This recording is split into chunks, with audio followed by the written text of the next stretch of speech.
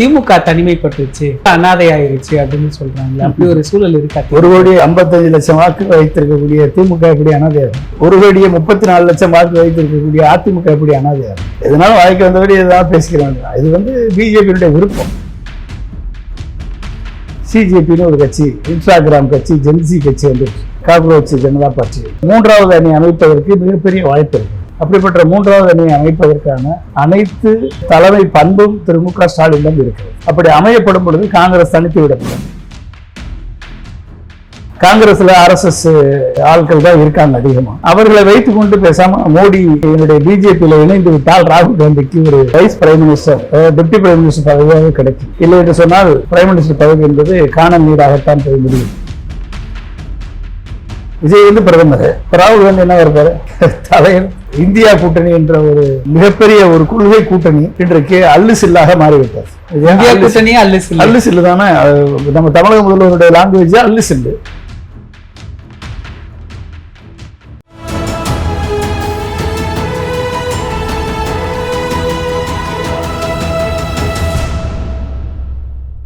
தமிழகம் நேயர்களுக்கு வணக்கம். இன்று நம்மிடையே அரசியல் விமர்சகர் மற்றும் விஞ்ஞானி டாக்டர் வி பொன்ராஜ் அவர்கள் இணைந்துள்ளார்.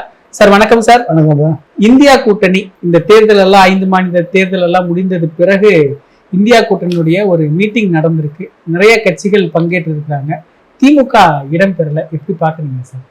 நார்மலா திமுக ஆல்ரெடி ஓப்பன் அனௌன்ஸ் பண்ணிட்டாங்கல்ல.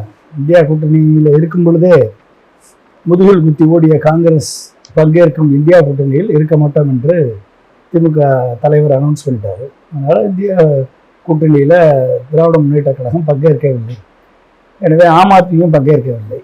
எந்த அளவுக்கு அகிலேஷ் யாதவும் மம்தா பானர்ஜியும் தொடர்ந்து நீடிப்பார்கள் என்பது நீ போக போகத்தான் தெரியும்.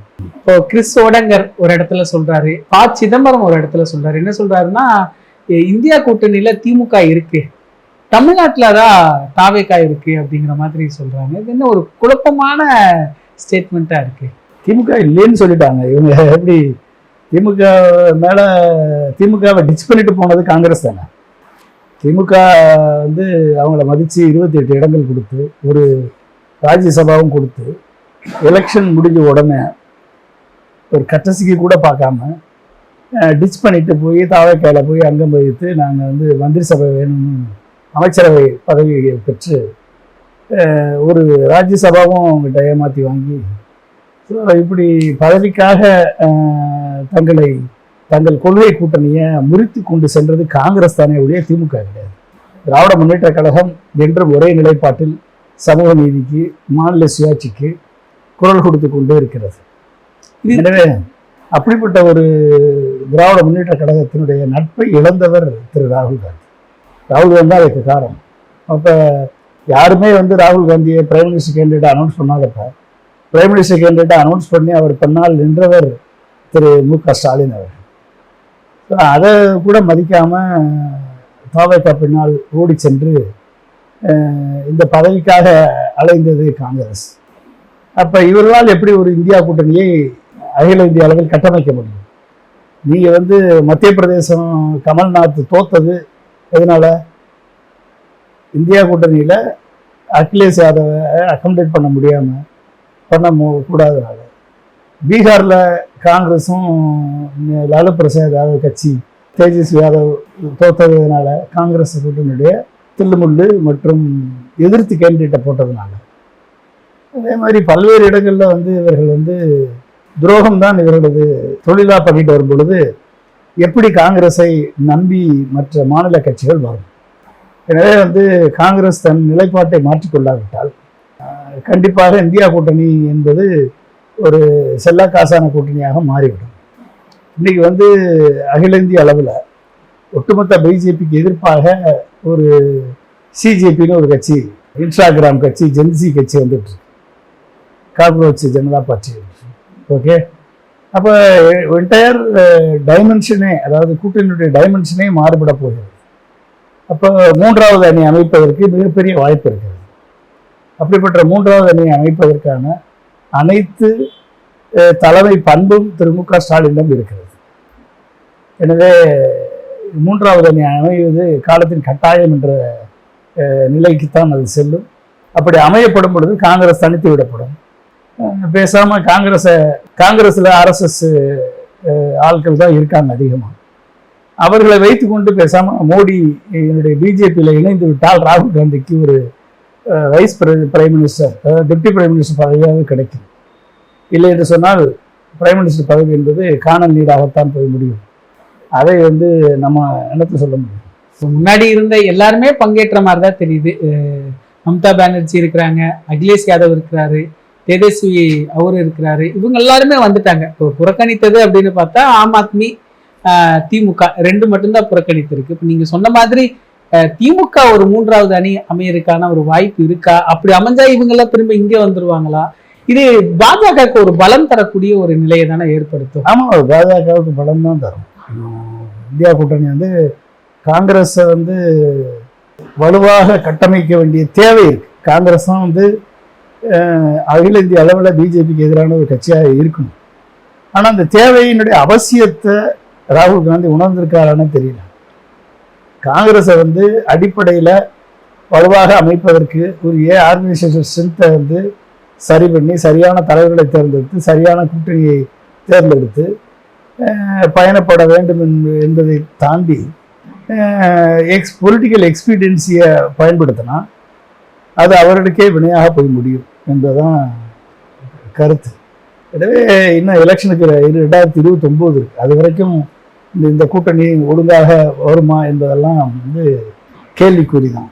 எனவே போகக்கூடிய காலகட்டங்களில் இதற்கான முன்னெடுப்பு எடுக்கும் பொழுது மூன்றாவது அணி அமைவதற்கு மிக சிறந்த வாய்ப்புகள் இருக்கிறது தான் நினைக்கிறேன்.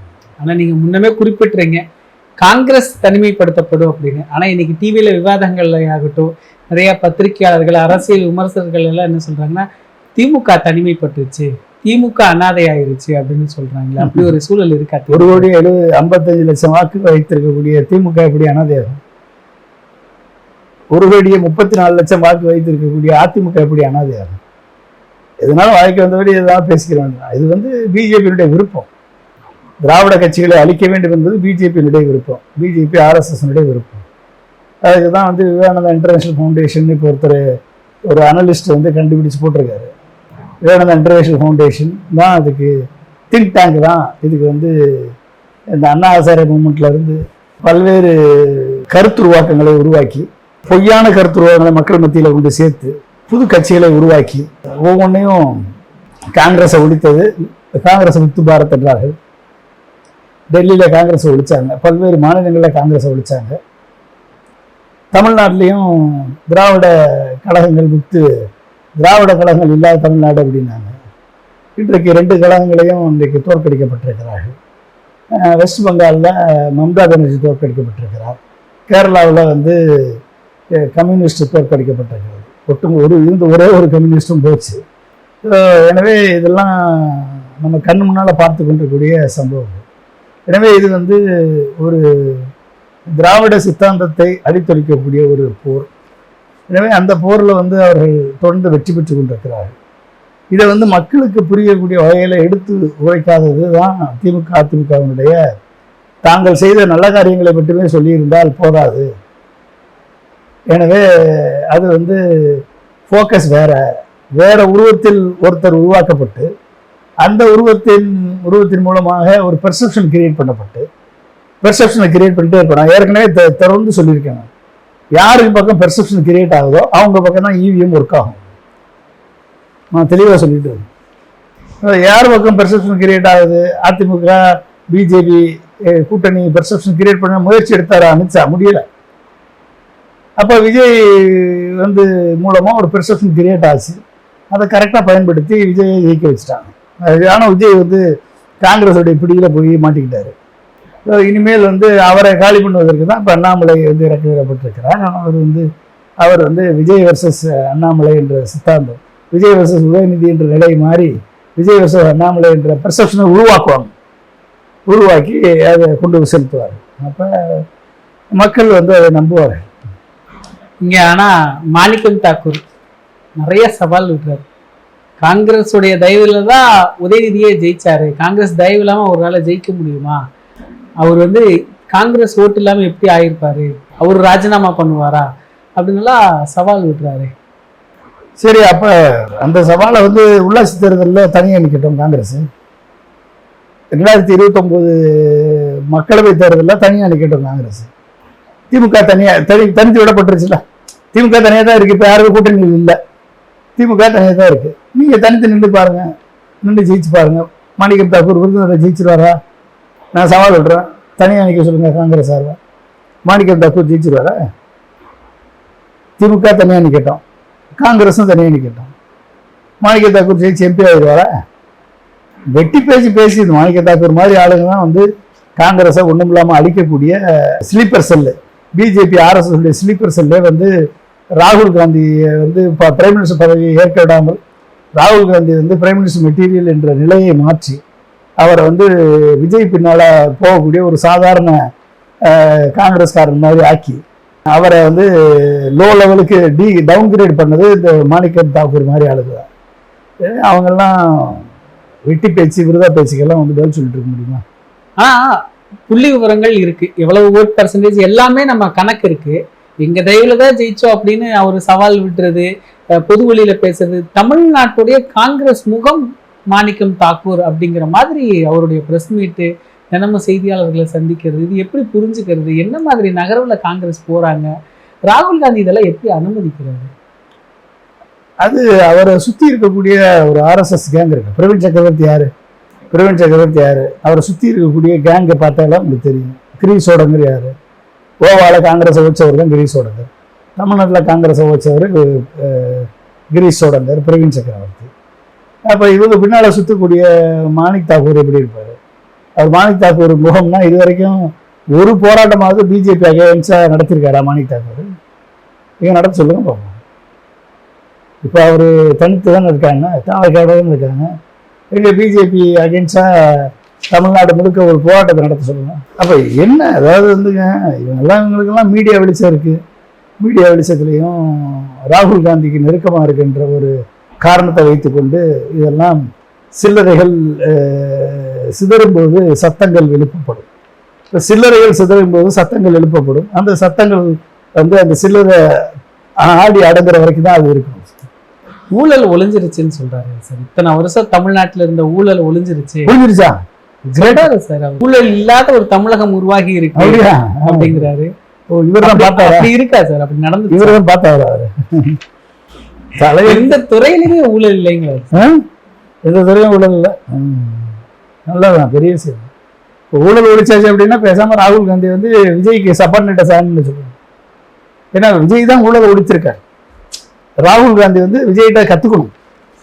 ராகுல் காந்திகிட்ட சொல்லி ஊழலை ஒழிக்கிறது எப்படி அப்படின்றத விஜய்கிட்ட பயிற்சி எடுத்துக்க சொல்லுவாங்க. தமிழ்நாட்டில் ஊழலை ஒழித்த ஒரு உத்தமர் வந்து தமிழக முதல்வர் திரு விஜய் அவர்கள்.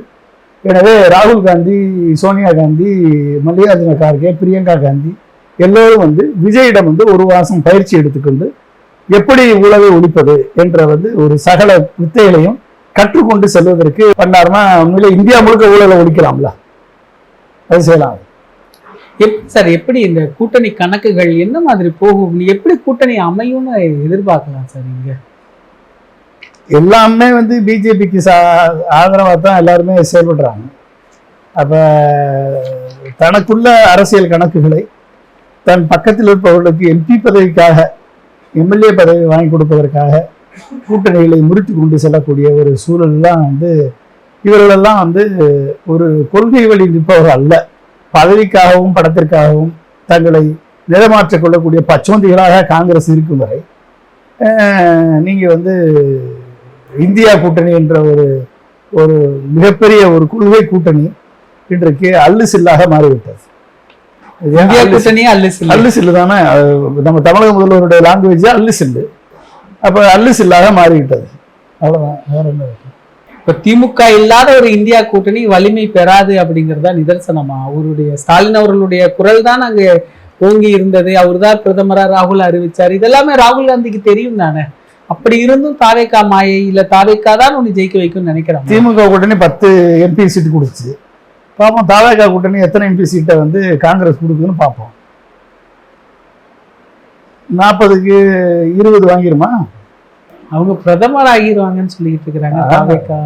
ஆமா, தாவேகா விஜய் பிரதமர் ஆகும் பொழுது ராகுல் காந்தி டபாலியா? அப்ப ராகுல் காந்தி டபாலியா இருப்பாரா? விஜய் வந்து பிரதமர், ராகுல் காந்தி என்ன இருப்பாரு? தலைவர். ராகுல் காந்தி என்ன இருப்பாரு? சொல்லுங்க, நீங்க சொல்லுங்க. பிரதமருக்கு மேல ஏதாவது பதவி உருவாக்கிடுவாங்க. பிரதமருக்கு மேல வைஸ் பிரசிடென்ட் ஆகலாம், இல்ல பிரசிடென்ட் ஆகலாம். பிரதமருக்கு மேல இது என்ன கணக்குல ராகுல் காந்தியோட செயல்பாடுகள் புரிஞ்சுக்கலாம் சார்? இது ஏன் இப்படி ஒரு முடிவை எடுக்கிறாங்க? ஒரு விஜய் கூட சேர்ந்தா 4 மாநிலங்கள்ல அவருக்கு ரசிகர்கள் இருக்கிறார்கள். அதன் மூலமாக காங்கிரஸை 4 மாநிலங்களில் எஸ்டாப்ளிஷ் பண்ணிடலாம்னு நினைக்கிறாரு. ஆல்ரெடி காங்கிரஸ் கேரளாவில் இருக்கு, தெலுங்கானாவில் இருக்கு, ஆல்ரெடி வந்து கர்நாடகாவில் இருக்கு. இப்போ தமிழ்நாட்டிலையும் வந்துடலாம், ஆட்சிக்கு வந்துடலாம்னு நினைக்கிறாங்க.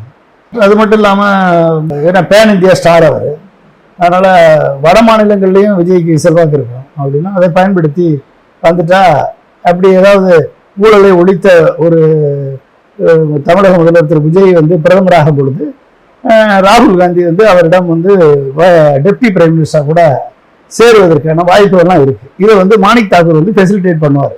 நிகழ்கால அரசியல் குறித்து பல தகவல்களை பகிர்ந்து கொண்டதுக்கு மிக்க நன்றி. இதே போன்று நிகழ்கால அரசியலின் சாரம்சங்களை அரசியல் ஆளுமைகளின் நேர்காணல் வழியே தொடர்ந்து காண தமிழ் நிறம் வலையொலியை சப்ஸ்கிரைப் செய்யுங்கள். தங்களின் மேலான கருத்துக்களை கருத்துளை பெட்டியில் பதிவிடுங்கள். நன்றி, வணக்கம்.